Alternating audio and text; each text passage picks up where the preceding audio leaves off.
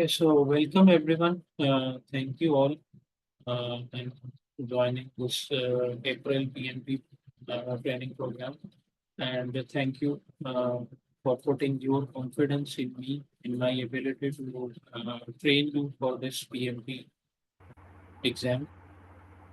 So over the course of next 6 weeks हम कोशिश करेंगे कि हम thoroughly जितने भी टॉपिक्स हैं इससे रिलेटेड पीएमपी एग्जाम से related we cover all those और उसमें ऑब्वियसली आप लोगों की पार्टिसिपेशन आप लोगों की इन्वॉल्वमेंट भी ज़रूरी है वेन एवर यू फील कि अगर कोई भी चीज़ आपको समझ नहीं आई तो we can always go through it again we can raise your hands ask questions तो कोशिश करेंगे जितना इसको इंटरैक्टिव रख सके तो उतना ज़्यादा बेनिफिशियल होगा सबके लिए और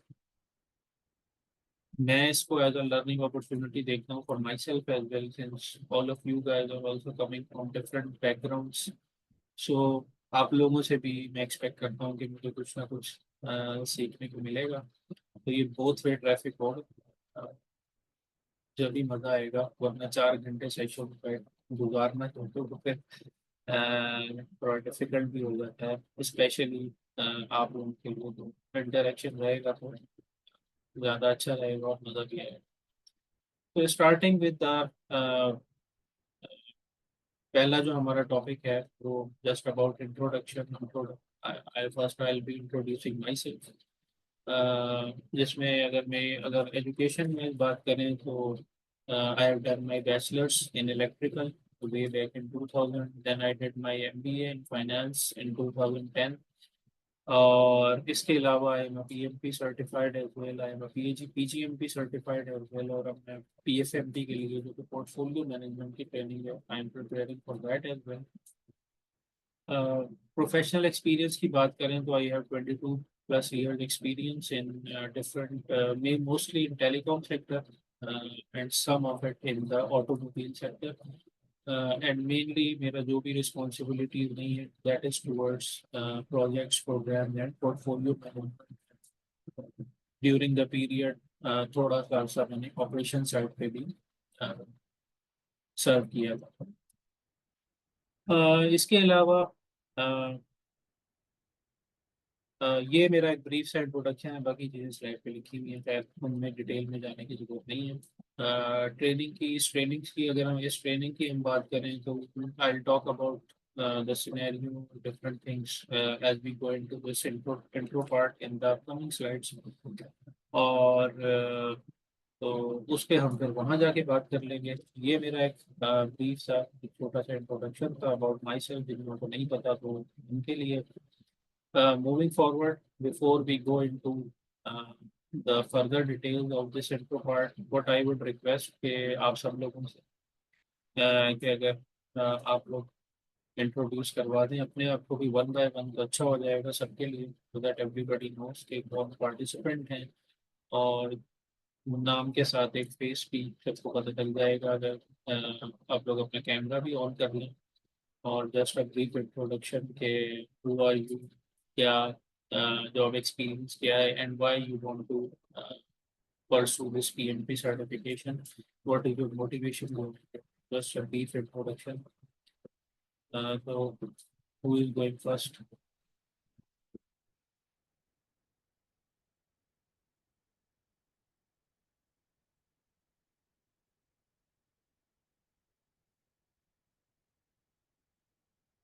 no volunteers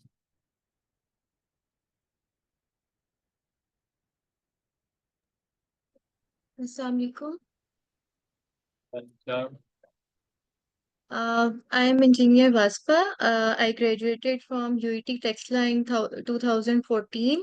Now I am working in Pakistan Engineering Council as Deputy Director in IT department. thank you Vaspa. So who is coming next then I'm Hafsa and I'm working as team lead project management and almost having 9 years of experience purely in telecom. I also work in operations and at the front line now, right now looking after the digital projects. And I am, a master's in finance. I don't remember exactly the year, but I did it from UMT Lahore. Thank you, Hafsa.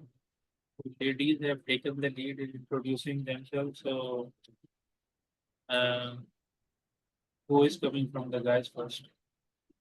You can see Naveed, Muzammil, Zubair.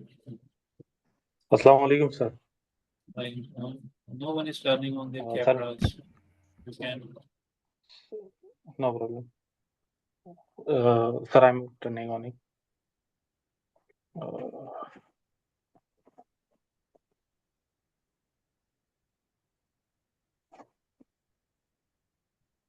अस्सलाम वालेकुम sir, मेरा नाम नवीद है। मैं electrical engineer हूँ NED Karachi से, और मेरा 12 ईयर का एक्सपीरियंस है। करंटली मैं मैनेजर के तौर पर वर्क कर रहा हूँ के इलेक्ट्रिक में, और मैं प्रोजेक्ट्स डिपार्टमेंट में हूँ।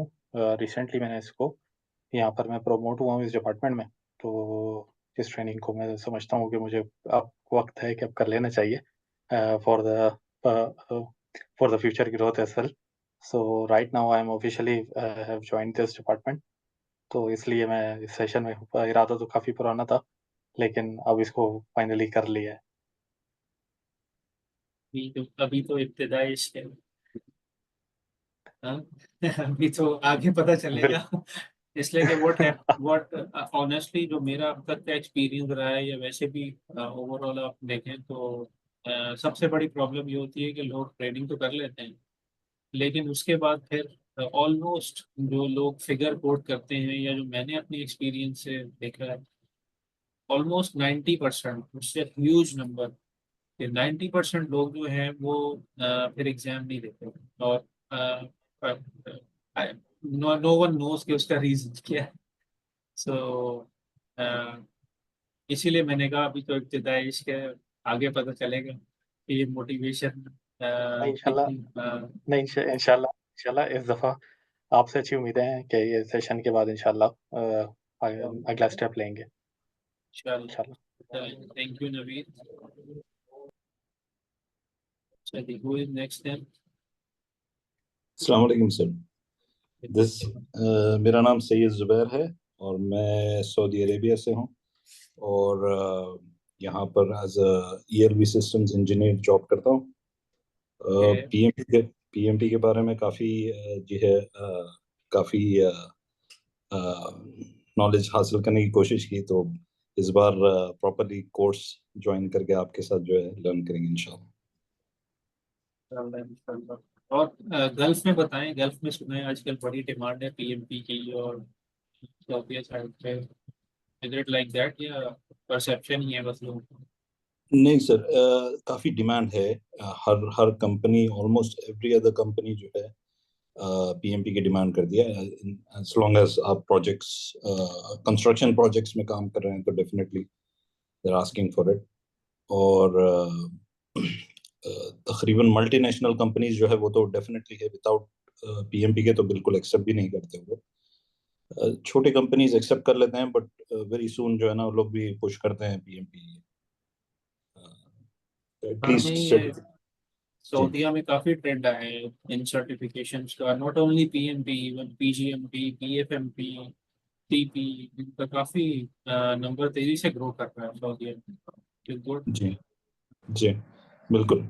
और यानी क्योंकि ये जितने प्रोजेक्ट्स अभी यहाँ पर लॉन्च किए गए हैं वो तकरीबन यूरोपियन और अमेरिकन कंपनीज लीड कर रहे हैं, तो पीएमपी उन लोगों के लिए काफी मायने रखता है।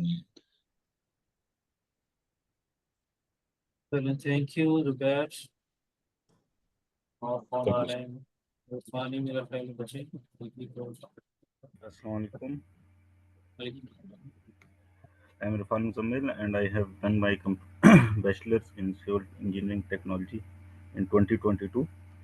But before that मैंने डिप्लोमा किया हुआ है सिविल का, एंड वो 2015 का है। आफ्टर दैट मैं थ्रू आउट फील्ड में ही हूँ, तो ऑलमोस्ट कोई 8 इयर्स मेरे हो गए हैं फील्ड में, जिसमें से 4 ईयर जो हैं वो मैनेजमेंट लाइन के हैं थ्रू आउट, जिसको मैं प्रोजेक्ट्स को डील कर रहा हूँ। करंटली मैं इस्लामाबाद में वर्क कर रहा हूँ पाकिस्तान आर्मी के साथ।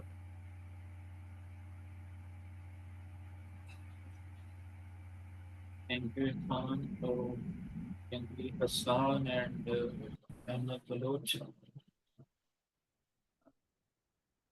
अस्सलाम वालेकुम सर, मोहम्मद हसन इस्लामाबाद से बात कर रहा हूँ और 2019 में मैंने ग्रेजुएशन की है बीएस कंप्यूटर साइंस में, और उसके बाद कुछ टाइम डेवलपमेंट करने के बाद अभी लास्ट 3 ईयर से as a project software project manager जो है इस्लामाबाद में काम कर रहा हूँ।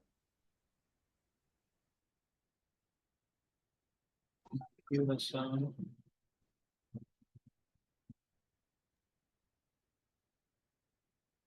अस्सलाम वालेकुम। वालेकुम सलाम।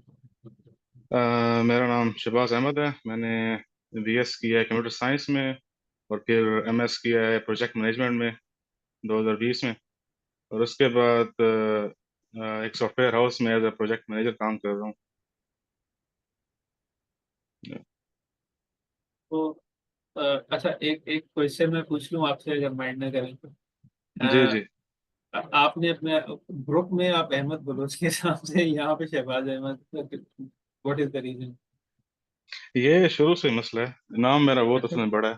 तो अच्छा मेरा पूरा नाम है शहबाज अहमद अली बलोच। तो अच्छा अच्छा अच्छा अच्छा, सही ऑफिशियल ठीक है। ऑफिशियल ये क्या कहते हैं, कागजों में शहबाज अहमद यूज होता है ना, तो अच्छा वैसे अच्छा ही अच्छा, जनरल जो बोलते हैं दोस्त वगैरह वो अहमद बलोच कहते तो ज्यादा बड़ा हो जाता है तो फिर बीच में से। हैं। जी, बस ठीक है अहमद ही ठीक कहते हैं सर। है, हाँ, सही। That's good. अच्छा जी, अब सब मेरा ख्याल है अब्दुल्ला ही बचे हैं। अब्दुल्ला, बल्कि he got disconnected again. Jamshed ने ज्वाइन किया है। Jamshed, if you can introduce yourself quickly to move forward.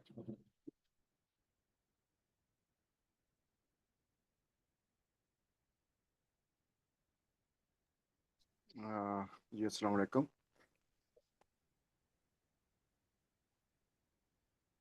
Hello. जी जी जमशेद, आवाज़ आ रही है आपकी अभी? जी जी। My name is Jamshed Ali. I am a mechanical engineer and I am doing job as a lead planning engineer in Tanzania. My overall construction experience is more than 15 years. So I am just in my office. So there's the issue of I'm doing also my office work now. So here is Tanzania.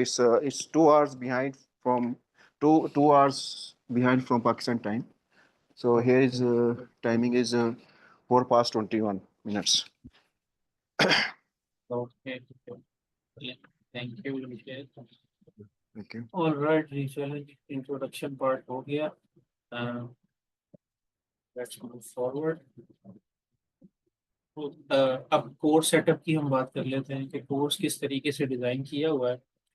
तो ये हमारे total 12 topics हैं that we will be covering in our sessions, starting with the introductory and fundamentals, and then we will move to stakeholder and communication management. ये दो part topic जो हैं these we will be covering in today's session, or inshallah in tomorrow's session we will cover these two topics, and gradually फिर हम इनको topic by topic cover करते रहेंगे। uh, uh, इसके बाद before going into the further details after, because ये जो stake holder management है, ये कम्युनिकेशन मैनेजमेंट है, ये ऑब्वियसली इंपॉर्टेंट टॉपिक्स हैं और ये एक जनरलाइज काइंड ऑफ टॉपिक्स हैं। तो इसीलिए इनको स्टार्ट में रखा है कि इनको कवर करने के बाद talking about stakeholder management या स्टेक होल्डर इंगेजमेंट की क्या इंपॉर्टेंस है और कम्युनिकेशन की क्या इंपॉर्टेंस है for the projects. Then we will move to the agile topic, which is a very important topic from the exam perspective, because आपके जो almost 40% क्वेश्चन हैं, या आप कह लें 50% क्वेश्चन जो हैं वो एजाइल रिलेटेड सिनेरियोज को टच करते हैं। तो हम फिर नेक्स्ट सैटरडे, जो नेक्स्ट सैटरडे को हमारा सेशन होगा 19 को, उसको हम इंशाल्लाह एजाइल को कवर करेंगे। It will take about complete session, और एजाइल की जो बेस या फाउंडेशन वो हम सारी इसमें कवर कर लेंगे।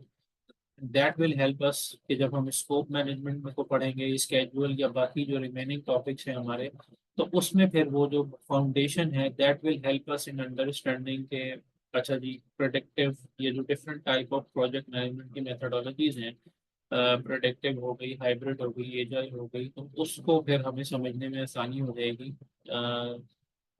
once we do the agile topic in next Saturday session।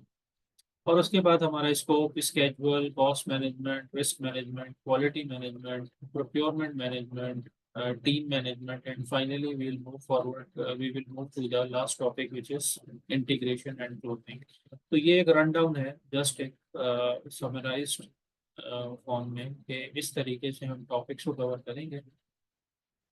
और इस ट्रेनिंग की अगर मैं बात करूं तो I hope you guys already you have the idea कि what is covered in this training programme जिसमें आपने ज्वाइन किया है।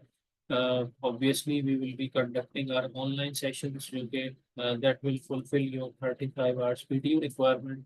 इसके अलावा you will have access to the student portal, the learning management system, जहाँ पे आपको 2500 plus exam like questions available है in the form of quizzes and the mock exams।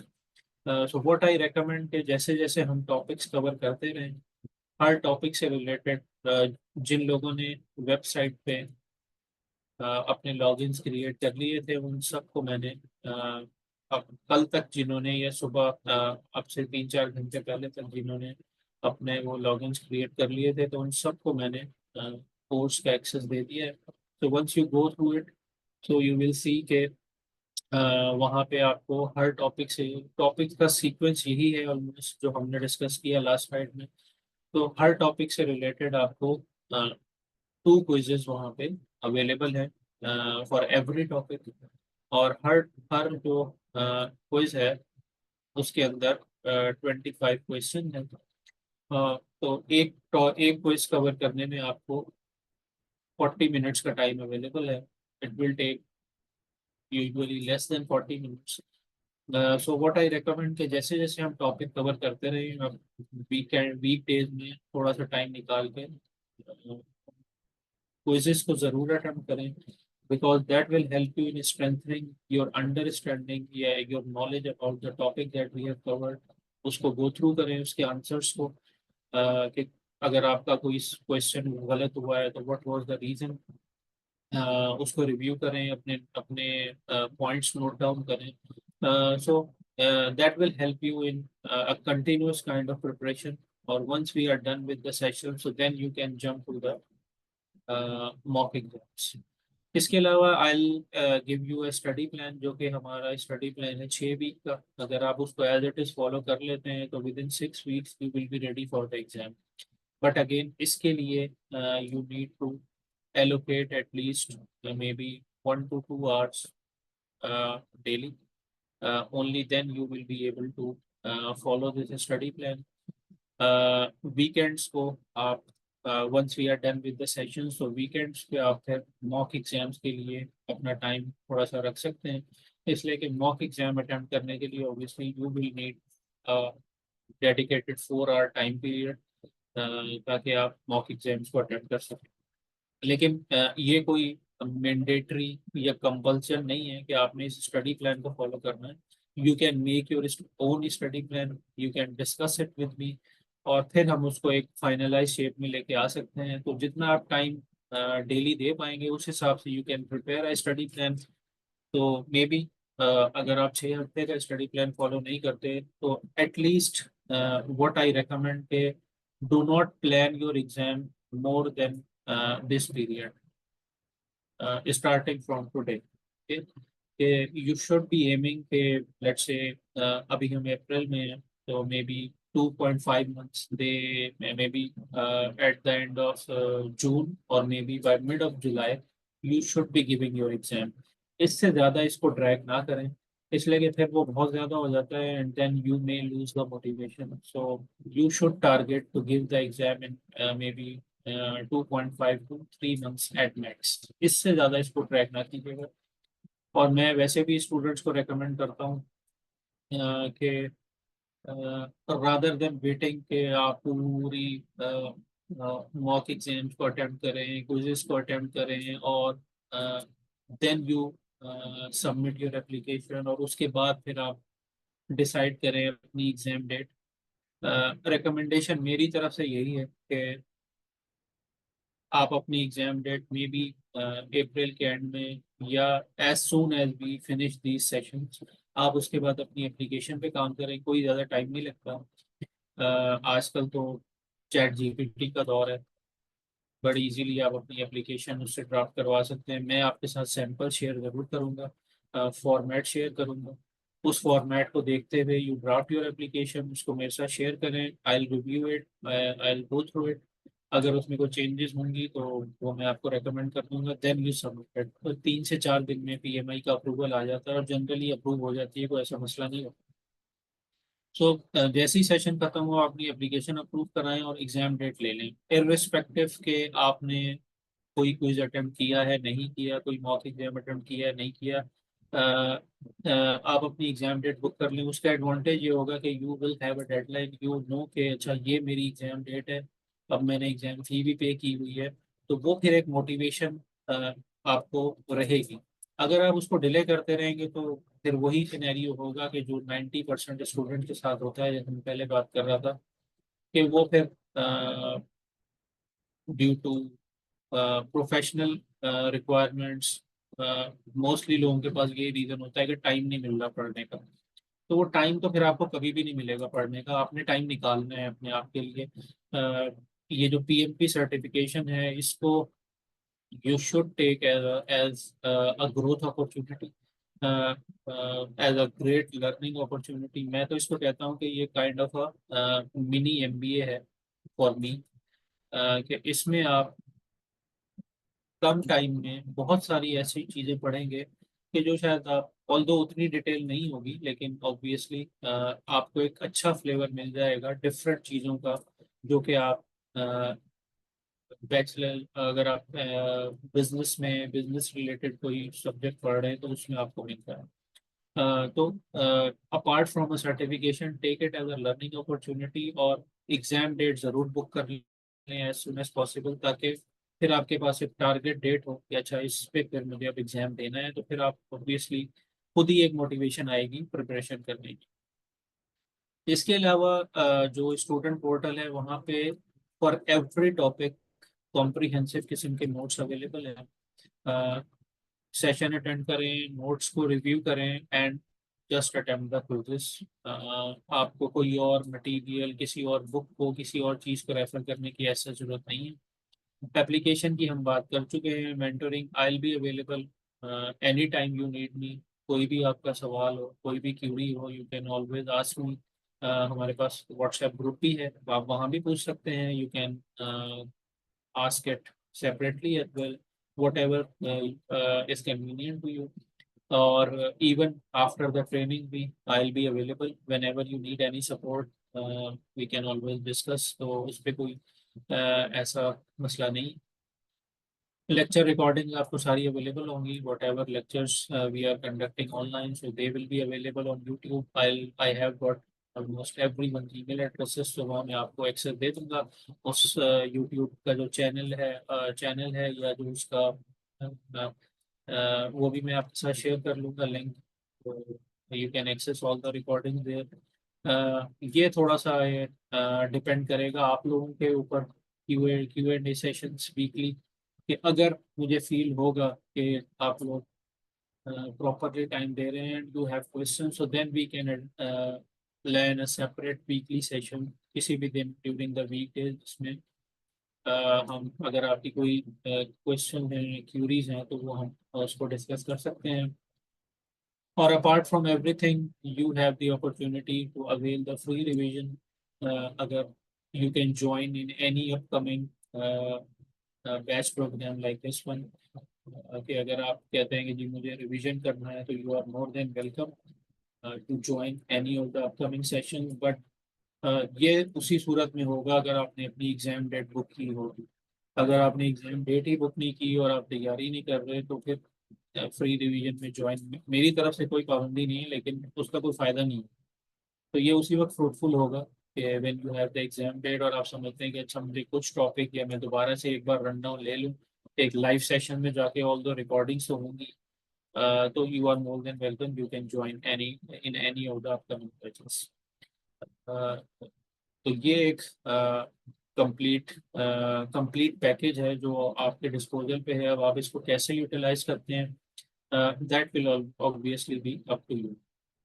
तो यहाँ तक अगर आप में से किसी को कोई सवाल है, कोई क्यूरी है, तो please ask, otherwise we can forward.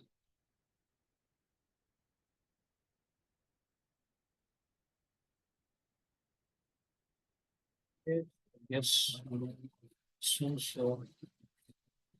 अच्छा, कोर्स के ऑब्जेक्टिव बड़े सिंपल हैं।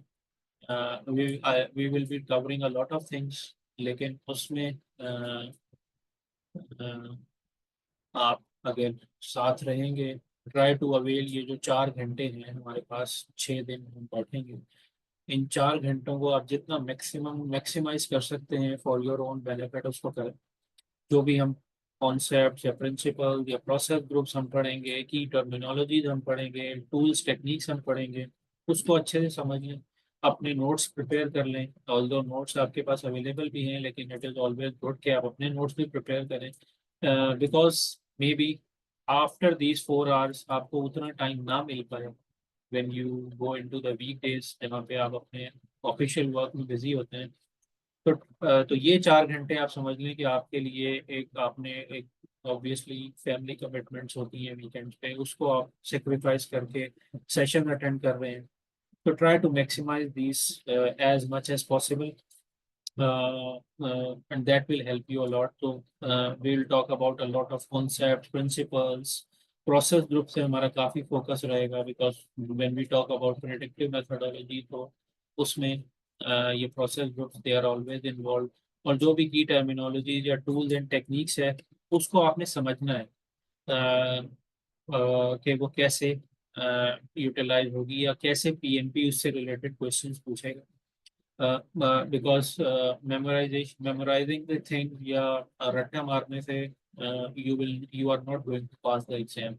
You have to understand the concept behind things, और यही मेरी कोशिश होगी कि हम इसको थ्रू आउट द सेशंस इस तरीके से हम लेके चलें चीज़ों को, जहाँ पे रट्टे से ज़्यादा या मेमोराइजेशन से ज़्यादा हम उस चीज़ को समझने की कोशिश करें कि उसका पर्पस क्या है। Actually PMI will be testing you on purpose of thing, कि इस सिनेरियो में कौन सा टूल या कौन सी टर्मिनोलॉजी या क्या चीज़ इन्वॉल्व है, उस टूल को अप्लाई करना या उसको मतलब उसकी एग्जीक्यूशन कैसे होगी या उस टूल पे काम कैसे होता है, that PMI is not going to ask you. They will be asking you about the why this tool is needed for this particular situation. So यही हम कोशिश करेंगे इस पे समझने की। जो रिसोर्सेज या जो हमने जिसके लिए जिनको यूज़ करते हुए मैंने ये पूरा प्रोग्राम सेटअप किया है, वो ये 3 रिसोर्सेज हैं। जो PMBOK 6th एडिशन है, जो पिछला एडिशन है, उससे हम प्रेडिक्टिव मेथोडोलॉजी को कवर करेंगे, because predictive is still part of the curriculum. उससे रिलेटेड जितने प्रोसेसेस हैं, प्रोसेस ग्रुप्स हैं, they are part of the 6th edition, जो कि पिछला एडिशन है। इसके अलावा जो लेटेस्ट एडिशन है उससे रिलेटेड जो कॉन्सेप्ट्स हैं, that we will be studying. और एजाइल के लिए we will be going through the agile practice guide. तो ये 3 मेन हमारी रिसोर्सेज हैं जिनको कंबाइन करके मैंने ये पूरा ट्रेनिंग प्रोग्राम सेटअप किया है। और इंशाल्लाह once we are done with it, तो आपको इन गाइड्स को या इन स्टैंडर्ड्स को और रीड करने की या रिव्यू करने की बिल्कुल भी जरूरत नहीं पड़ेगी। Talking about PMP certification, you guys already know, that is why you are here, कि इसकी क्या वर्थ है। सबसे मोस्ट इम्पॉर्टेंटली तो एक ऐसी सर्टिफिकेशन है जो कि ग्लोबली रिकॉग्नाइज्ड हो। If you have the PMP certification, तो यू एवरीवन नोस कि हाँ जी, इस इंडिविजुअल को प्रोजेक्ट मैनेजमेंट आती है, और ये एक आपको एक तरह से सर्टिफाई कर देता है कि you are a competent project manager. तो आपको किसी को मतलब एक यूनिवर्सिटी डिग्री की अगर मैं बात करूं, अगर मैंने एमबीए किया हुआ है या आप में से किसी ने एमबीए किया हुआ है, इंजीनियरिंग की हुई है, तो अब मैंने अगर पाकिस्तान से एमबीए किया है या इंजीनियरिंग की है, तो मेरी उसकी वर्थ उस तरह की नहीं होगी अगर मैं जाके उस डिग्री की बेस पे यूएसए में, कनाडा में, गल्फ में या इधर किसी और रीजन में जॉब उस बेस पे अप्लाई करूँगा। मे बी उस डिग्री की वो वर्थ ना हो, इक्विवेलेंसी उस तरह की ना हो जो वहाँ पे अप्लाई होती है। लेकिन पीएमपी ऐसी सर्टिफिकेशन है कि 3-4 महीने एफर्ट करके अगर आप पीएमपी हो जाते हैं तो आपको फिर किसी को भी प्रूफ करने की जरूरत नहीं है। तो एक तो ये एडवांटेज है। इसके अलावा एक बड़ी अच्छी लर्निंग अपॉर्चुनिटी है। जैसे मैंने पहले भी कहा कि don't take it only as a just a certification, take it as a learning opportunity. You will be learning a lot of new things. उसको अप्लाई करने की कोशिश करें अपने डिफरेंट सिनेरियोज में, whatever you can apply. So उससे आपकी एक प्रोफाइल और एक पोर्टफोलियो भी डेवलप होना शुरू होगा विद इन योर ऑर्गेनाइजेशन। आप डिफरेंस क्रिएट कर सकते हैं नए टूल्स टेक्निक्स को इंट्रोड्यूस करके। तो ये ज़रूर आप इसको अपने टारगेट पर ज़रूर रखें कि मैंने ये भी करना है अपार्ट फ्रॉम द सर्टिफिकेशन। जो टर्मिनोलॉजीज हैं उनको अपने डेली रूटीन में, डेली टॉक्स में यूज़ करना शुरू करें, तो ताकि लोगों को एक पता चलना शुरू हो कि हाँ जी, ये जो इंडिविजुअल है ही और शी नोस, और इसका एक डिफरेंट स्किल सेट है फ्रॉम द अदर्स। बाकी ये हायर सैलरी, इट डिपेंड्स। ये पीएमआई के सर्वे के नंबर्स हैं। मे बी हमारे यहाँ इतने अप्लाई ना होते हो, पाकिस्तान के सिनेरियो की मैं बात करूँ, लेकिन आउटसाइड दे मैटर। अगर आपका पीएमपी सर्टिफिकेशन है तो you always get better salary than दोस्त जिनके पास पीएमपी सर्टिफिकेशन नहीं है।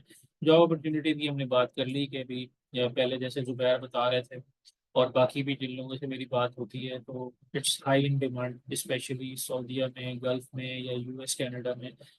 तो लोग जनरली वहाँ पे जाके फिर सोचते हैं कि अब हम पीएमपी कर लें।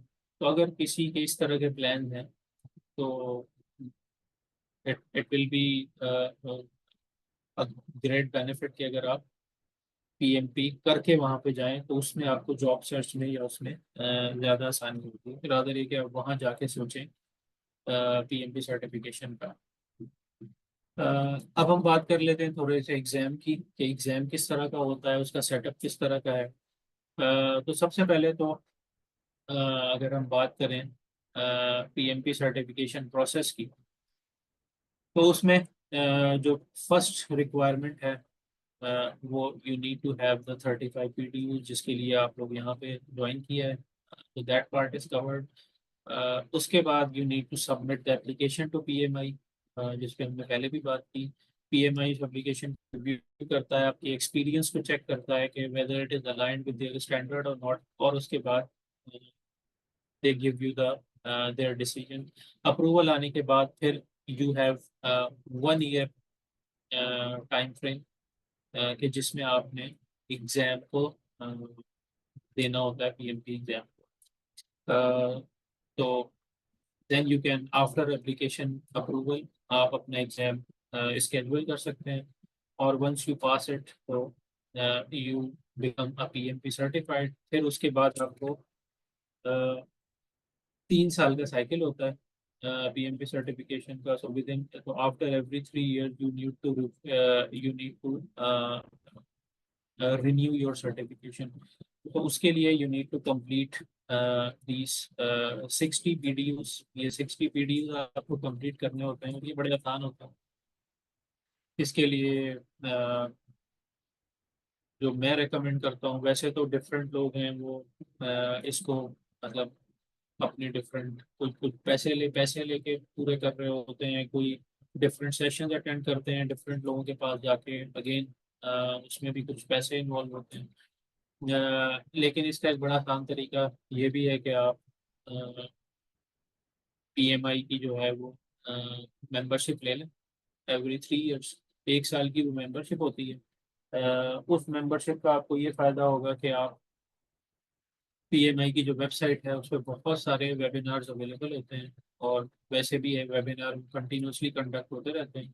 तो आप वो वेबिनार्स अटेंड करें या उनको उनकी रिकॉर्डिंग आप वैसे ही लगा लें। जैसे ही वो वेबिनार ख़त्म होगा तो ऑटोमेटिकली एक एक PDU आपके प्रोफाइल में ऐड होता जाता है, और वंस 60 PDUs कंप्लीट हो जाएंगे तो you can get your renewed PMP certificate. उसकी एक मिनिमल सी कॉस्ट है, वो आप पे करके तो इसको इस साइकिल को थ्रू आउट कंटिन्यू कर सकते हैं। तो दोबारा से आपको एग्जाम देने की ज़रूरत नहीं है। तो ये उसका रिन्यूअल का प्रोसेस है, बड़ा सिंपल सा। एग्जाम की बात करें तो वैसे तो इंशाल्लाह अगर आप लोग हमारी स्ट्रेटजी फॉलो करते हैं, प्रॉपरली चीज़ें करते हैं, तो you will B clearing the exam in first attempt. लेकिन वैसे आपको एप्लीकेशन के बाद विद इन ईयर जो टाइम पीरियड मिलता है उसमें आपको 3 अटेम्प्ट्स तक आप कर सकते हैं। बाकी अगर खुदा ना करे कि अगर आप फर्स्ट अटेम्प्ट में क्लियर नहीं कर पाए तो then you have the second attempt and third attempt option as well. लेकिन ऑब्वियसली उसकी भी PMI फी चार्ज करता है, but you do not need to worry about it. Inshallah, if you put all your efforts in it or follow the strategy, so you will be clearing it in first attempt. तो ये तो एक run down हो गया कि PMP certification के लिए क्या क्या स्टेप्स हैं और उसको रिन्यू कैसे करना है। अब एप्लीकेशन की बात करें तो एप्लीकेशन में in some cases not more than 4 to 5% वो रैंडमली ऑडिट में भी चली जाती है एप्लीकेशन, या अगर PMI को आपकी एप्लीकेशन में कोई डाउट नज़र आए तो they can the application audit में जा सकती है। तो ऑडिट में जाने का भी कोई इतनी घबराने की या परेशानी की बात नहीं होती। वो जस्ट आपसे आपके एजुकेशन के प्रूफ्स मांगेंगे, PDU के प्रूफ मांग सकते हैं। वैसे PDU का प्रूफ PMI नहीं मांगता कि आप सर्टिफिकेट दें कि आप सर्टिफिकेट दें ट्रेनिंग का, जनरली वो नहीं मांगते। लेकिन अगर ऑडिट प्रोसेस हो तो you need to submit that PDU certificate as well. और जो आपने अपना प्रोजेक्ट मैनेजमेंट का एक्सपीरियंस मेंशन किया है अपनी एप्लीकेशन में, उसका वो आपसे प्रूफ मांगेंगे। वो फॉर्म देते हैं, उसको आपने सबमिट करके अपलोड करना होता है। तो वो भी इंशाल्लाह अगर इस तरह का सिनेरियो आता है किसी के साथ, वैसे तो नहीं हुआ होता, लेकिन अगर इन केस किसी के साथ ऐसा सिनेरियो होता है तो उसको फिर हम उस वक्त देख लेंगे कि कैसे उसको फिल करना है। PMP सर्टिफिकेशन की अगर हम बात करें कि एलिजिबिलिटी क्राइटेरिया की अगर हम बात करें तो I hope every one of you falls in this category. If you have a bachelor's degree, तो you need 36 months of project management experience, या 3 साल का आपने एक्सपीरियंस शो करना होता है। और वो जब हम एप्लीकेशन पार्ट पे आएंगे तो हम उसको देख लेंगे। लेकिन एक्सपीरियंस का एक ये है कि it should be not going beyond the last 8 years, ठीक है। तो रिसेंट एक्सपीरियंस होना चाहिए, और ज़रूरी नहीं है कि आपका उस जो आप एक्सपीरियंस शो कर रहे हैं वहाँ पे आपका टाइटल भी एज अ प्रोजेक्ट मैनेजर। आप एक प्रोजेक्ट कोऑर्डिनेटर के तौर पे भी अगर आपने काम किया है तो you can go for that as well. या अगर कोई भी और रोल है, ज़रूरी नहीं कि टाइटल आपका प्रोजेक्ट मैनेजर हो। एज लॉन्ग एज आप उस क्राइटेरिया के हिसाब से अपनी उस एक्सपीरियंस को डिफाइन कर देते हैं तो दैट इज़ गुड टू गो।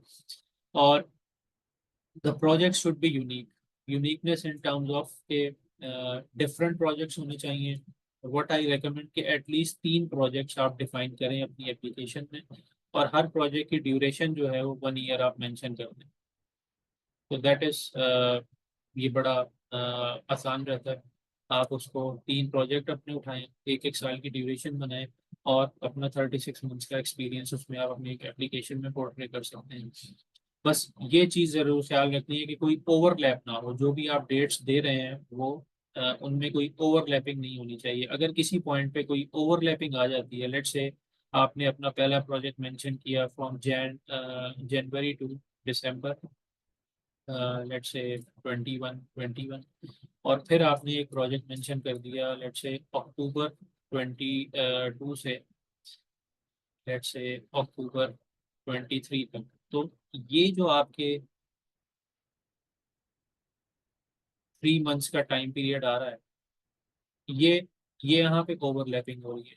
तो इसका मतलब PMI will not consider this as 24 months, ठीक है, they will consider these as 21 months, okay. तो ये ओवरलैपिंग हमने नहीं रखनी होती इसमें।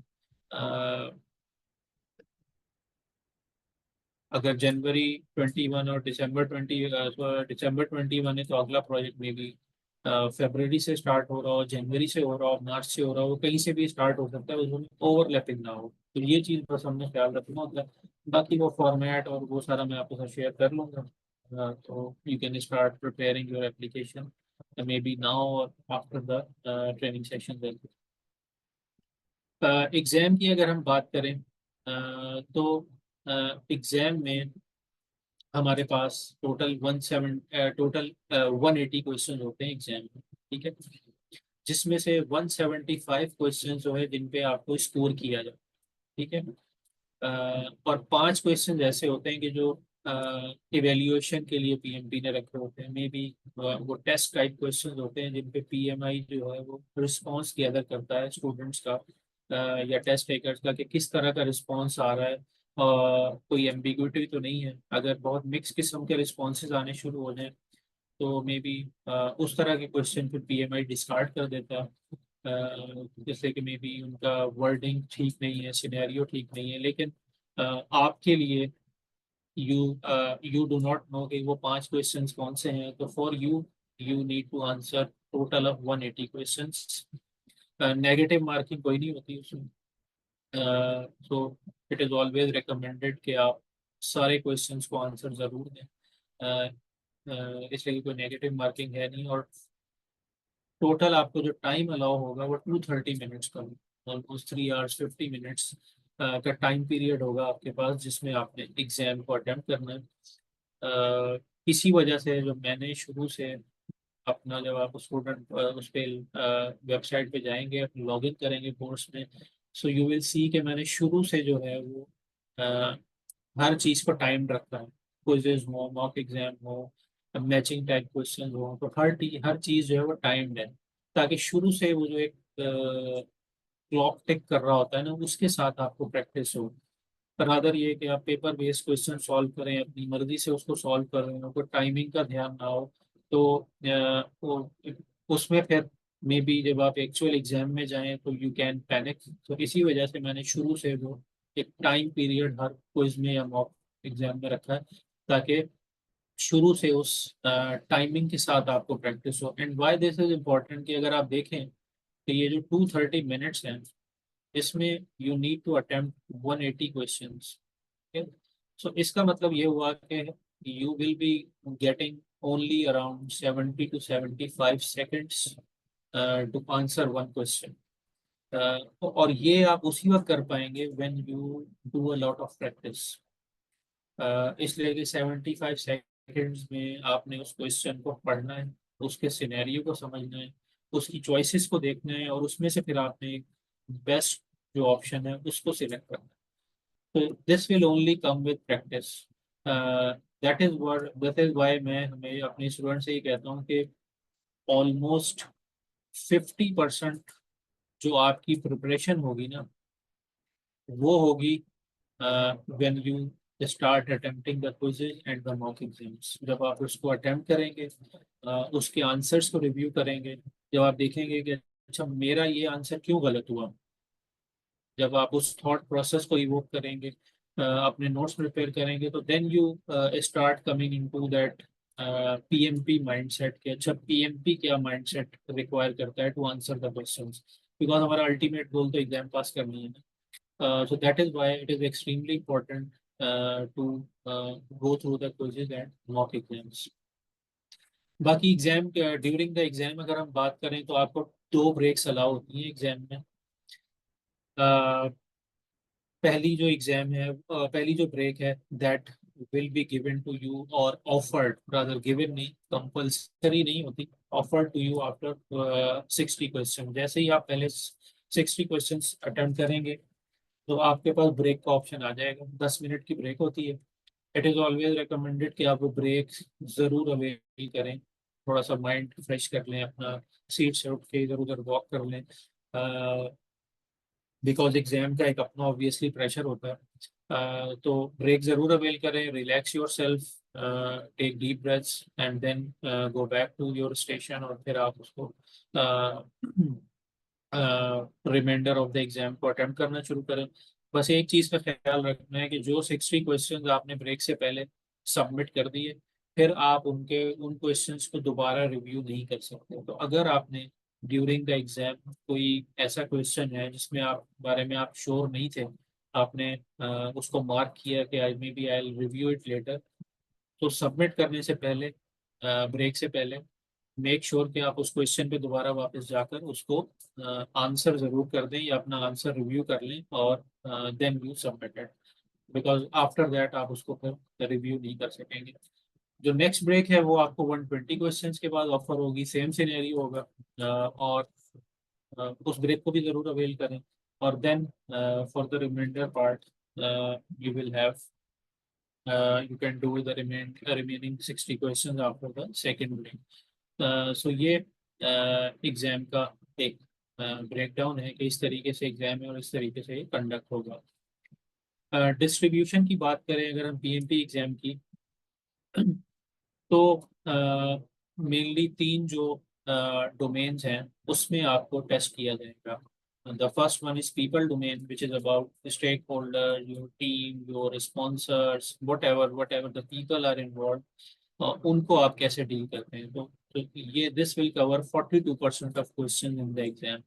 50% will come from the processes, जो different processes हैं जो कि हम through out the trainings cover करेंगे। तो 50% क्वेश्चन जो हैं ये सिनेरियोज जो हैं they will come from the process domain, और 8% will come from the business environment, जिसको आज कवर करेंगे सेकेंड पार्ट में आफ्टर दिस इंट्रोडक्शन। तो 8% question will come from the business environment. तो ये बाइफर्केशन होगी एग्जाम की ओवरऑल।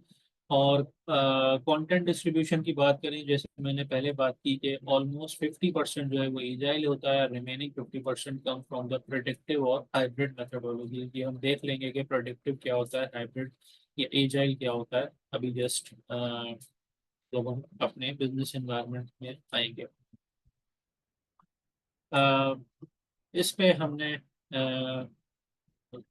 बात कर ली ऑलरेडी कि पीपल डोमेन में क्या होता है। इसमें हम ऑब्वियसली ये हम सारी चीज़ें कवर करेंगे, लोगों को लेके, इंडिविजुअल्स को लेके, अपनी टीम को लेके, जो भी चीज़ें होंगी वो सारी पीपल डोमेन में आती हैं।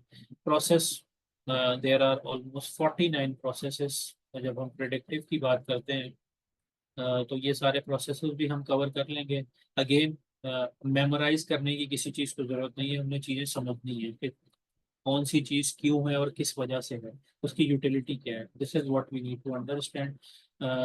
और business environment will talks about कि प्रोजेक्ट्स क्यों ज़रूरी होते हैं, ऑर्गेनाइजेशनल स्ट्रक्चर्स कितनी टाइप के होते हैं, और किस टाइप के ऑर्गेनाइजेशनल स्ट्रक्चर का क्या इम्पैक्ट होता है आपके प्रोजेक्ट पे, कौन से different type of project management offices होते हैं, और जो डिफरेंट कैसे आपने कंप्लायंस को, रेगुलेशंस को और बाकी चीज़ों को इंश्योर करना है। तो ये सारी चीज़ें बिजनेस एनवायरनमेंट में कवर होती हैं।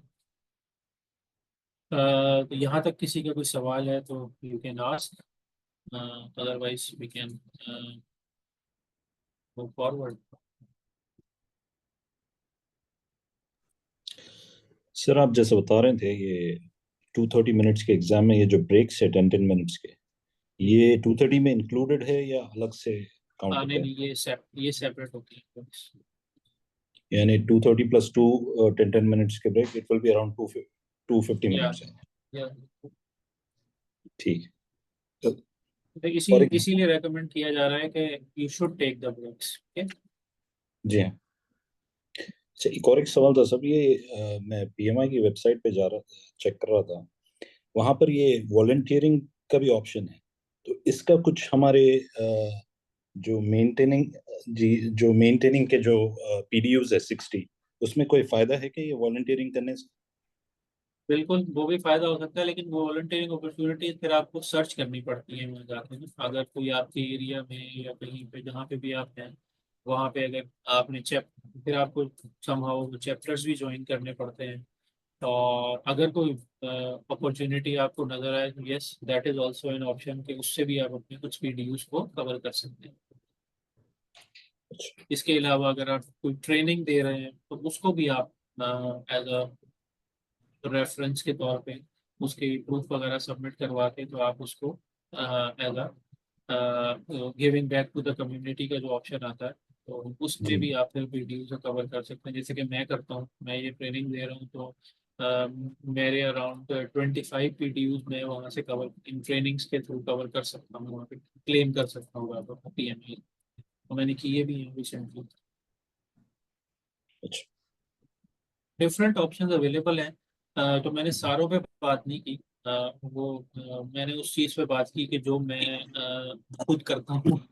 मैं भी जनरली यही करता हूँ कि मैं वो वेबिनार्स के थ्रू अटेंड करके और वो वीडियोस कवर कर लेता हूँ, अगर ये कि मैं इधर उधर जाके फिर तो। ठीक है जी, और किसी का कोई सवाल? Yes, I have a question. How are you going to evaluate us? I mean, the quizzes over there, जो आपके पोर्टल पे हैं, उनसे आप हमें evaluate कर रहे होंगे, और at the end of the course you will be, I mean, conducting mock tests, or how would you be doing that? Mainly तो एज यू सेड के जो आप क्विज अटेम्प्ट कर रहे होंगे ऑब्वियसली मेरे पास भी उसके रिजल्ट्स आ रहे होंगे या मॉक एग्जाम, तो उससे एक आइडिया हो जाता है।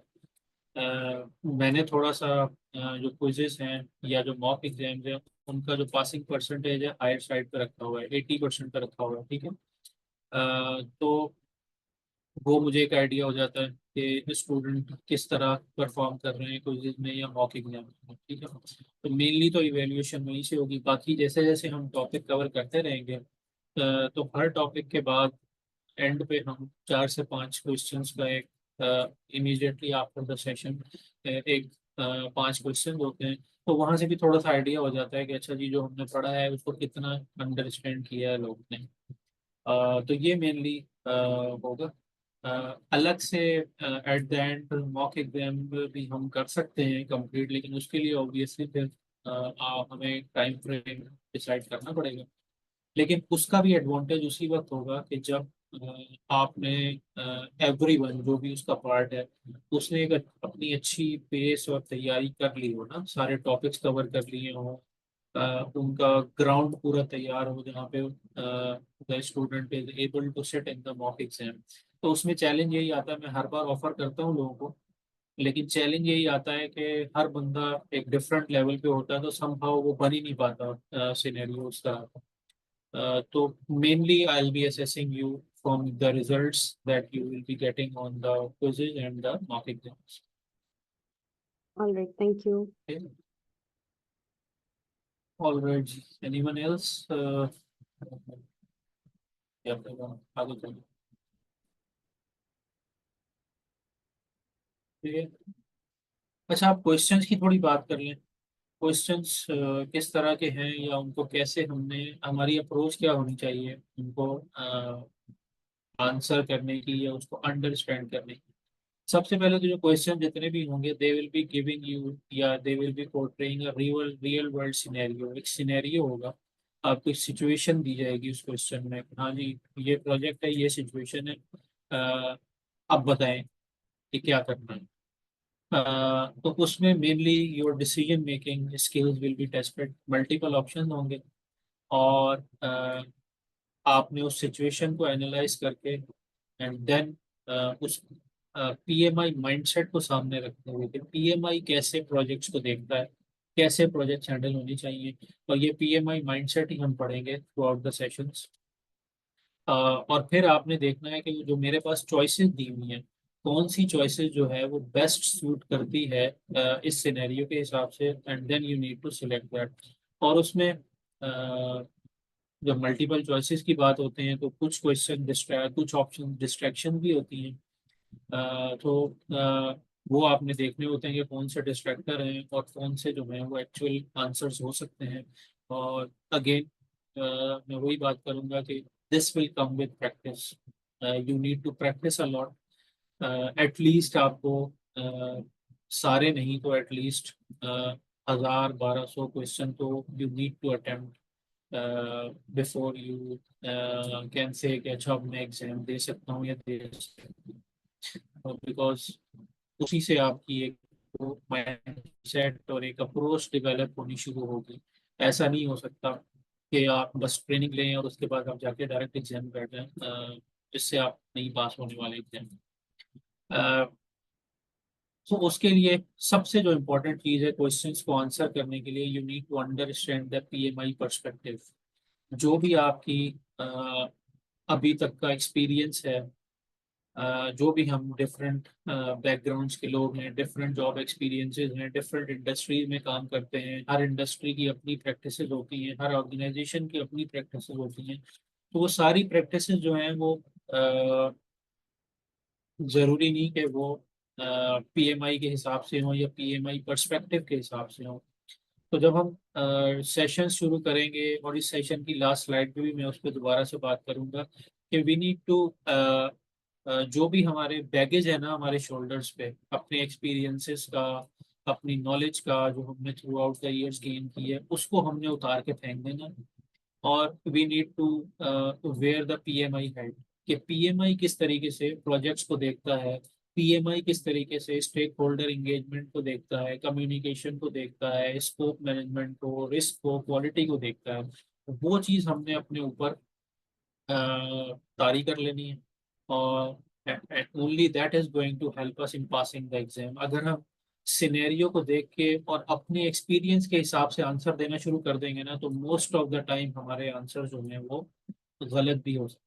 तो दैट इज वेरी इंपॉर्टेंट। तो you need to understand the PMI perspective, then reading the questions again. ये भी प्रैक्टिस से आएगा कि एक वर्ड से बात दफा पूरे क्वेश्चन का सिनेरियो चेंज हो जाता है। तो you need to pay attention to the wording, किस टॉपिक से रिलेटेड वो सिनेरियो है, किस चीज़ पे बात हो रही है। Then you need to identify कि की टर्म्स कौन सी हैं इसमें, उनको आइडेंटिफाई करें, and then you start reviewing the options. उसमें से मेजॉरिटी ऑफ द क्वेश्चन में आपको एटलीस्ट दो नहीं तो एटलीस्ट एक ऑप्शन ऐसा डायरेक्टली नजर आ जाएगा तो दैट के जो रॉन्ग आंसर होगा, तो उसको आपने फिर एलिमिनेट कर देना है। And then you need to think about the other options की उसमें से कौन सी चॉइस जो है वो बेस्ट सूट करती है पीएमआई पर्सपेक्टिव के हिसाब से। हमने राइट आंसर नहीं ढूंढना, हमने बेस्ट आंसर ढूंढना है। बाज दफा राइट आंसर नहीं होता चॉइसेस में, तो सिनेरियो के हिसाब से जो बेस्ट ऑप्शन है, जो पीएमआई पर्सपेक्टिव के हिसाब से अलाइन करता हो, we need to find that. और अगेन मे बी मैं बार बार उसी चीज को रिपीट कर रहा हूँ कि this will come with practice. Questions को आंसर करते हुए you need to think in the broader perspective. और जब हम फंडामेंटल से स्टार्ट करेंगे अपने नेक्स्ट टॉपिक में, तो पहले ही हम इसी पे बात करेंगे कि प्रोजेक्ट्स क्यों इनिशिएट किए जाते हैं, उनका क्या रीज़न होता है। तो यू नीड टू अंडरस्टैंड कि आपके एज अ प्रोजेक्ट मैनेजर कि मेरे प्रोजेक्ट की क्या वैल्यू है, क्या वर्थ है, क्यों ऑर्गेनाइजेशन इस पे पैसा लगा रही है। और आपने जो भी डिसीजन मेकिंग करनी है, that decision making has to be in a broader perspective. आपने कोई ऐसे ऑप्शन चूज नहीं करने सिनेरियोज में या क्वेश्चन में कि जो सिर्फ आपके प्रोजेक्ट को कोई शॉर्ट टर्म गेन दे रहे हैं। प्रैक्टिकली हम यही करते हैं जब हम अपनी रूटीन में काम कर रहे होते हैं, तो हम इतना होलिस्टिकली चीज़ों को नहीं देखते, हम अपने प्रोजेक्ट के हिसाब से चीज़ों को देखते हैं कि कहाँ हमें फ़ायदा हो जाए। लेकिन पीएमआई इसको ऐसे नहीं देखता। तो you need to pick the options के जहाँ पे ब्रॉडर पर्सपेक्टिव में बात हो रही हो, आपने कुछ शॉर्ट टर्म गेन जहाँ पे हो रहा हो, उन option those options are 100% the wrong answers. ठीक है, तो you need to think holistically. अगर कोई बहुत ही लेंदी क्वेश्चन आ गया, नॉर्मली क्वेश्चन 2 से 3 लाइंस के होते हैं एग्जाम में, लेकिन कोई 8-10 क्वेश्चन इस तरह के आ सकते हैं जो कि 5 से 6 लाइंस के भी हों, तो उसमें बड़ा टाइम लग जाता है आपको उसको रीड करने में। तो उस तरह के सिनेरियोज में इट इज़ ऑलवेज रिकमेंडेड कि आप फिर जो लास्ट सेंटेंस है उसको पहले पढ़ लें, इसलिए कि वो उसी में असल सवाल पूछ रहा होगा। और उसके बाद जो ऊपर की लाइन है उनको आप जल्दी जल्दी गो थ्रू करके आप अपना टाइम बचा सकते हैं। But again it will come with practice. Ethically PMI चीज़ों को बड़ा एथिकली देखता है, तो अगर कोई ऐसी चॉइस है कि जो एथिकली रॉन्ग है चीज़, so that is always a wrong answer, तो उसको आप डायरेक्टली एलिमिनेट कर सकते हैं।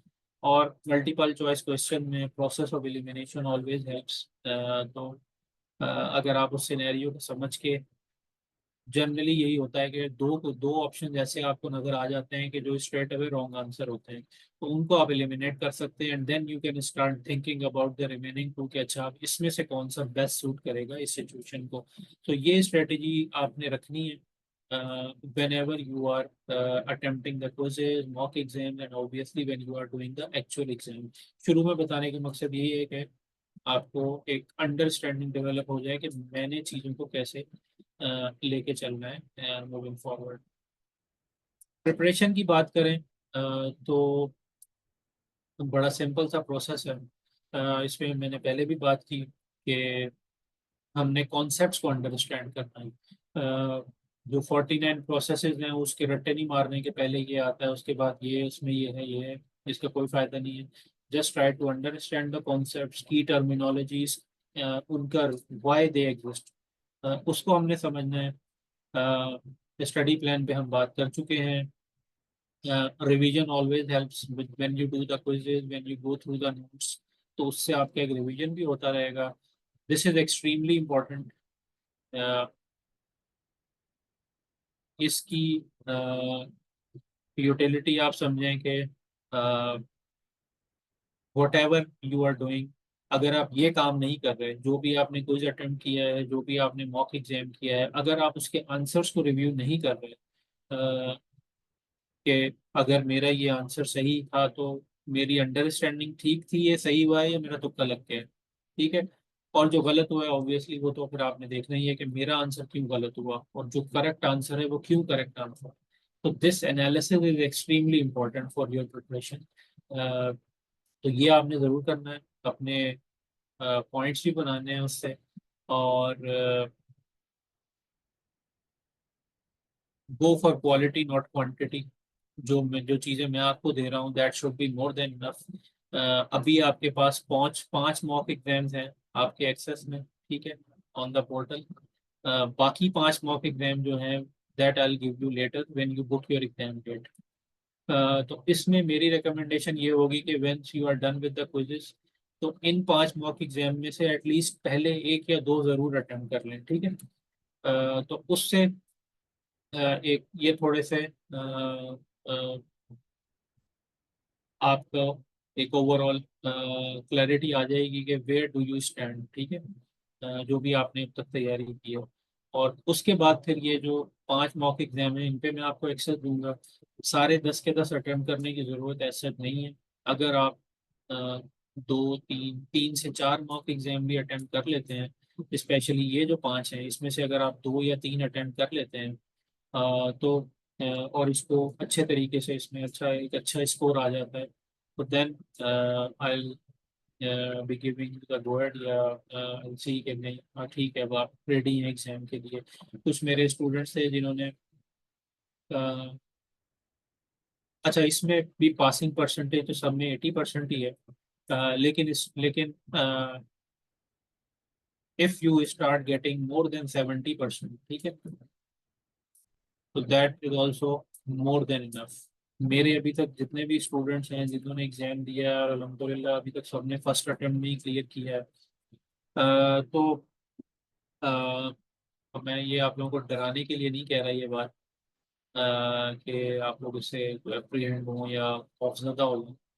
अभी तक किसी ने भी कोई एक भी मॉक एग्जाम पास नहीं किया मेरे पास, ठीक है। मेजोरिटी लोगों का स्कोर 65 से 70% के बीच में ही रहता है, लेकिन स्टिल लोग जो है फर्स्ट अटेम्प्ट में क्लियर कर रहे हैं। मॉक एग्जाम मैंने इंटेंशनली थोड़े से डिफिकल्ट रखे हैं, ठीक है। तो घबराने वाली, आपने घबराना नहीं है, बड़ा मशहूर जुमला है ना, तो घबराना नहीं है। As long as you are scoring 70% और close to 70%, so that is more than enough. मेरे कुछ स्टूडेंट ऐसे भी हैं जिनकी एग्जाम डेट आगे की थी, लेकिन उनके जब ये रिजल्ट आए मॉक एग्जाम्स के 65-70% के बीच में, तो मैंने उनको गाइड दे दिया था कि मेरी तरफ से आप बेशक कल जाके एग्जाम देगा। तो परफेक्शन के पीछे हमने नहीं भागना, ये पॉइंट में मिस करने लगा था कि do not go for perfection, कि मैं हर क्विज में या हर मॉक एग्जाम को मैं पास करूं, ये हमारा एम नहीं है। हमारा एम है ग्रेजुअली इम्प्रूव करना, ठीक है। तो क्विज़ में हो, अगर आपके अच्छे मार्क्स नहीं आ रहे 50%, may be you start with 50%, तो घबराने वाली या परेशान होने वाली बात नहीं है, दिल छोटा करने की बात नहीं है। हमारा मकसद ये है कि we need to gradually improve our scores, और वंस यू स्टार्ट गेटिंग 70-75%, तो that should be more than enough. 100% आपका स्कोर कभी भी नहीं आएगा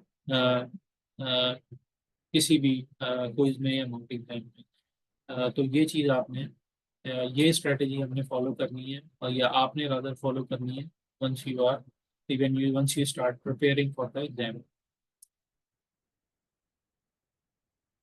इन कॉमन मिस्टेक्स पे कुछ पे हमने ऑलरेडी बात कर ली है। जो चीज़ें हमने अवॉइड करनी है, मेमोराइजेशन को हमने टोटली अवॉइड करना है। जो मैंने आपको मटेरियल दे दिया है that is more than enough. इधर उधर जाने की बहुत सारा मटेरियल अवेलेबल है यूट्यूब पे आगे पीछे।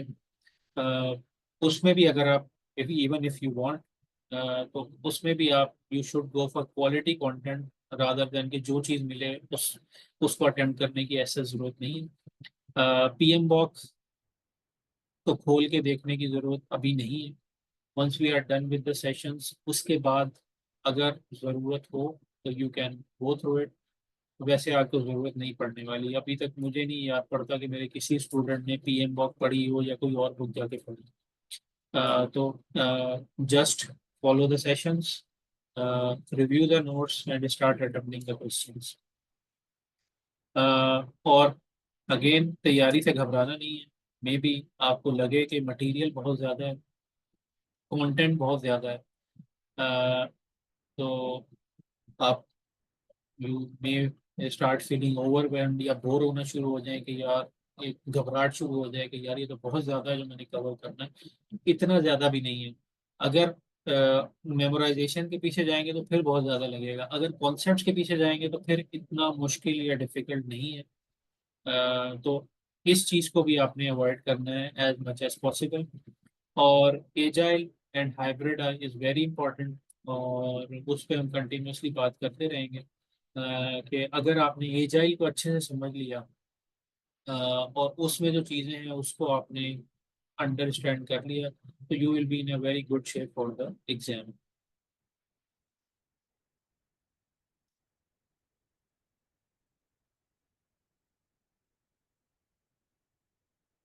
टाइम पीरियड की हम पहले भी बात कर चुके हैं कि अगर आपके, यही वजह है कि पीएमआई मिनिमम 3 इयर्स का एक्सपीरियंस मांगता है for PMI, because when you have the experience, और उसको जब आप पीएमआई पर्सपेक्टिव के साथ कंबाइन करते हैं, तो आप अपना और एक प्रॉपर स्टडी प्लान फॉलो कर लेते हैं डिसिप्लिन के साथ, so you will be able to give the exam in maybe 2 months or 3 months। लेकिन अगर आप के पास कोई स्ट्रक्चर ही नहीं है, कोई प्लान ही नहीं है, तो then obviously there is no time limit. मेरे पास अभी भी स्टूडेंट हैं जिन्होंने आज से शायद 1 साल पहले ट्रेनिंग ली होगी मुझसे, लेकिन अभी तक उन्होंने एग्जाम नहीं दिया। तो आई होप कि आप लोग इस तरह नहीं करेंगे, और कोशिश करके व्हाट आई वुड रिक्वेस्ट, या मेरी ख्वाहिश यही होगी कि मैक्सिमम बाय जुलाई एंड आप सब लोग पीएमपी सर्टिफाइड हो जाएं। तो आप लोग भी इसी टारगेट को फॉलो करेंगे तो तभी कोई फायदा होगा, वरना it can all this effort can go as a waste. और वैसे भी just to let you know, अगर आपको पता नहीं है कि पीएम बॉक का नया एडिशन आने वाला है, 8th एडिशन जो है, वो एक्सपेक्टेड है कि may be by the end of this year वो आ जाए। तो जाहिर बात है जब नया एडिशन आएगा तो उसमें कुछ चेंजेस भी आएंगे, एग्जाम का कंटेंट भी थोड़ा सा चेंज हो सकता है। तो ये भी आपके लिए थोड़ा सा एक कंसर्न होना चाहिए कि उस एडिशन के आने से पहले पहले और एग्जाम चेंज होने से पहले पहले आप अपना इसको क्लियर कर लें। और आपके पास अभी भी टाइम है, स्टिल दिस इज स्टिल अप्रैल, तो आप अगर जुलाई को टारगेट करते हैं तो उस वक्त तक यही स्टैंडर्ड फॉलो हो रहा होगा, करंट स्टैंडर्ड।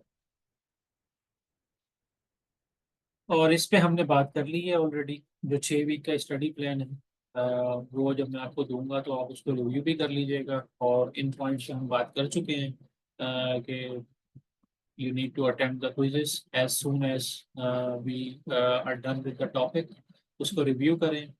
और once we are done with the session तो फिर आप मॉक एग्जाम्स के ऊपर आ जाएं और कॉन्स्टेंटली आप उसको जो भी आपने क्विजेज या मॉक एग्जाम अटेम्प्ट किए हैं उसको रिव्यू ज़रूर करते रहें टू आइडेंटिफाई कि आप क्या किन सिनेरियोज में या किस प्रोसेस में या किस डोमेन में आप ज़्यादा मिस्टेक्स कर रहे हैं, ताकि आप फिर उसको गो थ्रू करके उसको स्ट्रेंथन अप करने की कोशिश करें।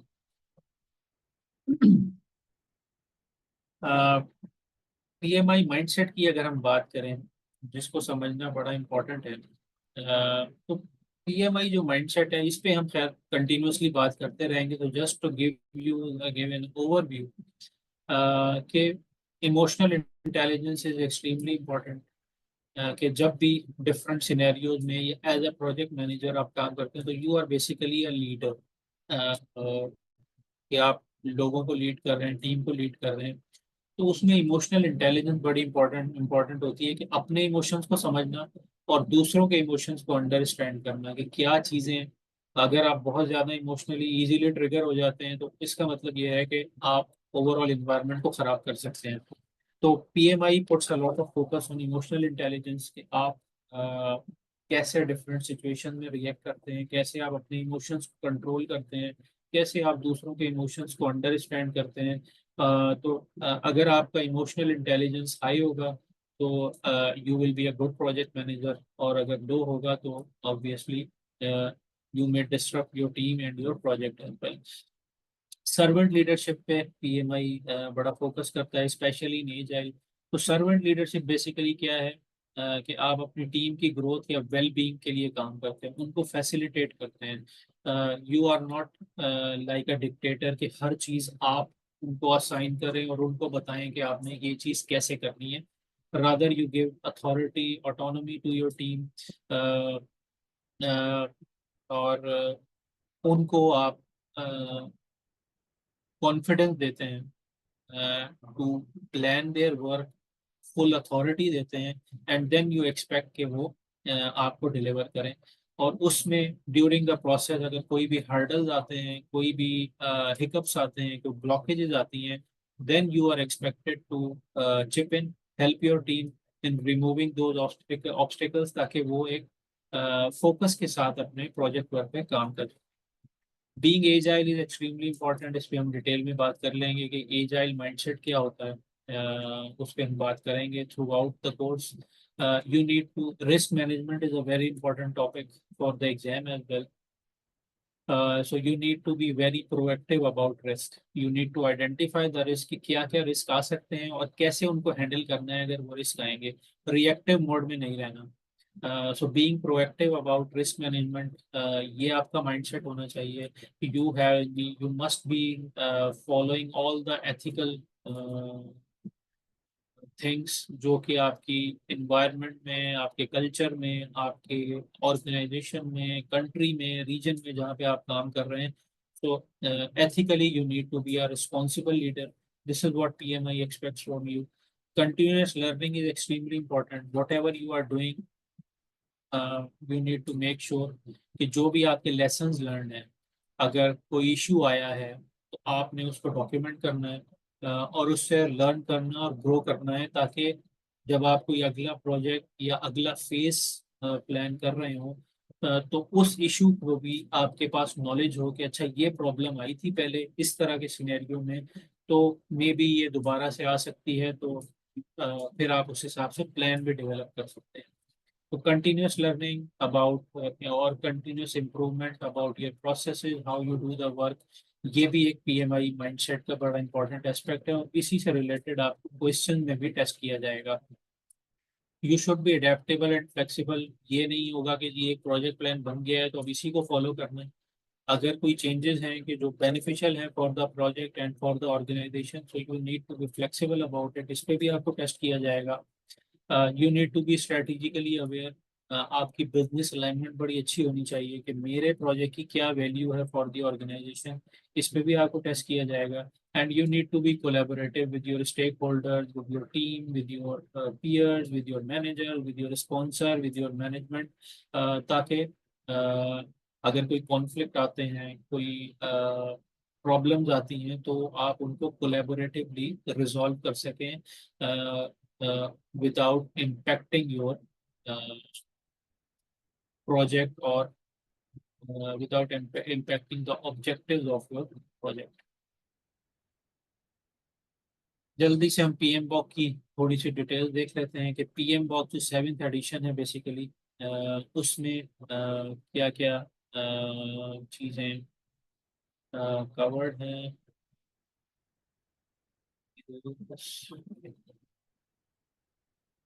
तो पीएमबॉक बेसिकली 3 पार्ट्स में डिवाइडेड है। सबसे पहले इसमें फाउंडेशनल कॉन्सेप्ट्स हैं, प्रोजेक्ट से रिलेटेड, प्रोजेक्ट मैनेजमेंट के प्रिंसिपल्स क्या हैं, फिर परफॉर्मेंस डोमेन्स की बात करता है, और साथ ही उसमें एंड में मॉडल्स, मेथड्स और जो डिफरेंट डॉक्यूमेंट्स या टूल्स, टेक्निक्स हैं, उसके ऊपर बात की गई है। तो ये सारी चीज़ें हम कवर करेंगे इन डिफरेंट टॉपिक्स। एवोल्यूशन की बात करें हम प्रोजेक्ट में, जो पीएमबॉक जो लास्ट एडिशन था या 7th एडिशन था, ऑल्दो आपको इसके बारे में बॉदर करने की इतनी ज़रूरत नहीं है कि जो भी पिछले एडिशन में था उसका हमसे क्या लेना देना, लेकिन स्टिल ये जो नॉलेज एरियाज हैं या जो इनके प्रोसेस ग्रुप्स हैं, दे आर स्टिल रेलिवेंट। के पीएमबॉक 7th एडिशन में उनको टोटली एक्सक्लूड तो कर दिया गया है, मतलब वो स्टैंडर्ड का पार्ट नहीं है, लेकिन एग्जाम का स्टिल पार्ट है। बिकॉज जो एग्जाम आता है ना, पीएमआई का कोई भी एग्जाम हो, बेशक वो बेशक वो पीएमपी है, पीजीएमपी है, पीएफएमपी है, जो भी एग्जाम है, तो वो इन स्टैंडर्ड्स से नहीं आता। ठीक है, ये स्टैंडर्ड बेसिकली गाइडलाइंस प्रोवाइड करते हैं या एक करिकुलम दे देते हैं कि अच्छा जी ये चीज़ें प्रोजेक्ट या प्रोग्राम या पोर्टफोलियो रिलेटेड हैं। लेकिन जो एग्ज़ाम बेसिकली आता है, उसके लिए हर एग्ज़ाम की एक एग्ज़ाम कंटेंट आउटलाइन है। ठीक है, तो पीएमपी की भी अगर आप उनकी वेबसाइट पे जाके आप उनकी एग्ज़ाम कंटेंट आउटलाइन डाउनलोड कर सकते हैं। तो वो जो एग्ज़ाम कंटेंट आउटलाइन है, उसमें बेसिकली जैसे पीपल डोमेन है, प्रोसेस डोमेन है, उसमें डिफरेंट टास्क दी हुई हैं। ठीक है, तो उस बेसिकली जो एग्ज़ाम के क्वेश्चन आते हैं वो उस एग्ज़ाम कंटेंट आउटलाइन से आते हैं, और इसी वजह से ये जो प्रोसेस ग्रुप्स हैं, दे आर स्टिल रेलिवेंट। के पीएमबॉक का स्टैंडर्ड तो चेंज हो गया, लेकिन एग्जाम कंटेंट आउटलाइन स्टिल अभी भी पुरानी वाली ही यूज हो रही है। तो इसी वजह से जो नॉलेज एरियाज हैं या जो प्रोसेस ग्रुप्स हैं, दे आर स्टिल रेलिवेंट, तो उसको हम कवर करेंगे। बाकी ये जो न्यू एडिशन में कुछ प्रिंसिपल्स पीएमआई ने इंट्रोड्यूस करवाए हैं, इस पे हम साथ साथ बात करते रहेंगे कि स्टीवर्डशिप क्या होती है, क्या as a project manager stewardship की क्या इम्पोर्टेंस है। बाकी ये जो team, stakeholder, value system thinking, leadership, ये बाकी ये जितने भी प्रिंसिपल्स हैं, इनको हम साथ साथ कवर करते रहेंगे when we go into the different topics। और इसके साथ ही जो 7th एडिशन है वो इन 8 परफॉर्मेंस डोमेन्स की बात करता है। स्टेक होल्डर, टीम, प्लान कैसे करना है प्रोजेक्ट को डिलीवर कैसे करना है, उसको मेजर कैसे करना है, डिफरेंट जो लाइफ साइकिल अप्रोचेस हैं वो किस तरह की हैं, अनसर्टेनिटी को कैसे हैंडल करना है, टेलरिंग की क्या इंपॉर्टेंस है। तो ये सारी चीज़ें हम इंशाल्लाह कवर करते रहेंगे in the different topics.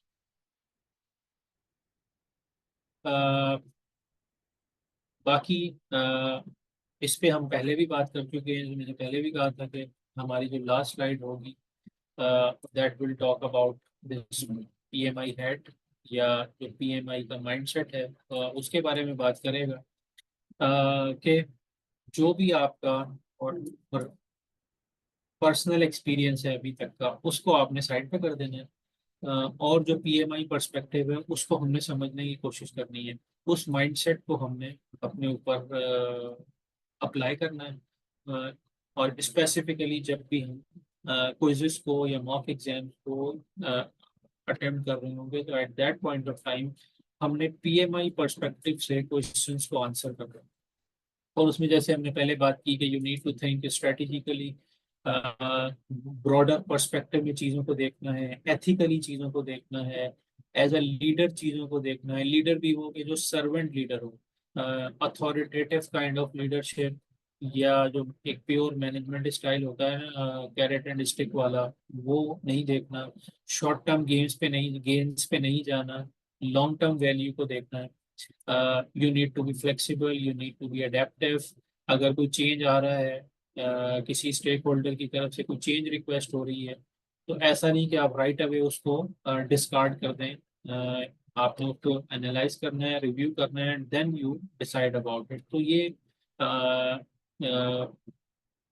Basically कुछ इम्पॉर्टेंट चीज़ें हैं with respect to the PMI mindset, जो कि हमने अंडरस्टैंड करनी है और इसी को हम डेवलप करने की कोशिश करेंगे throughout the course.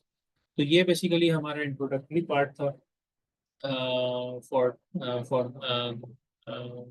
First session, और the first part of first session, जिसमें हमने देखा कि एग्जाम किस तरह का है, कैसे हमने प्रिपेयर करना है और क्या माइंडसेट हमने रखना है थ्रू आउट द सेशन। तो यहाँ तक अगर आप में से किसी का कोई सवाल हो तो please feel free to ask. Otherwise maybe यहाँ पे कराची में मगरिब का टाइम भी हो गया है, तो we can take maybe 10-15 minutes break here, और उसके बाद फिर हम अपना फंडामेंटल्स का टॉपिक को स्टार्ट करेंगे।